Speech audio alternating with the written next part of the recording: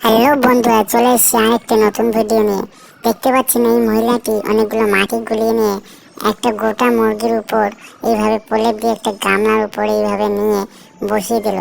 তারপর সেখানে অনেকগুলো কাঠখড়ি দিয়ে আগুন জ্বালিয়ে দেবে। মোটামুটি আধা ঘন্টা পরে সেটাকে গ্লাস পরে সেটাকে বার করবে। গ্লাসটা হাতে পরে নিয়েছে যাতে গরম না লাগে।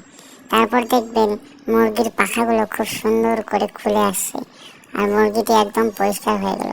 তারপর সেখানে শুকনো লঙ্কা, কাঁচা লঙ্কা, পেঁয়াজ, আদা, রসুন, ধনিয়া পাতা, পেঁয়াজ কলি আর সয়া সস দিয়ে সেটাকে ভালো করে ম্যারিনেশন করে নিচ্ছে, মানে শুধুমাত্র ফ্লেভারটা আনার জন্য। তারপর অনেকগুলো খড়ের মধ্যে সেটাকে বেঁধে কড়াইয়ের মধ্যে জল দিয়ে সিদ্ধ করার জন্য দিয়ে দেয়। মোটামুটি 1 ঘন্টা সিদ্ধ হওয়ার পর খড়ের বোঝাটাকে নিয়ে এসে এইভাবে খুলে দেখতে পাচ্ছি যে পুরো সিদ্ধ হয়ে গেছে। এবার লঙ্কার চাটনি দিয়ে খাওয়ার পালা। ভিডিওটি ভালো লাগলে বন্ধুদের সঙ্গে শেয়ার করে লাইক কমেন্ট করে পাশে থাকবেন।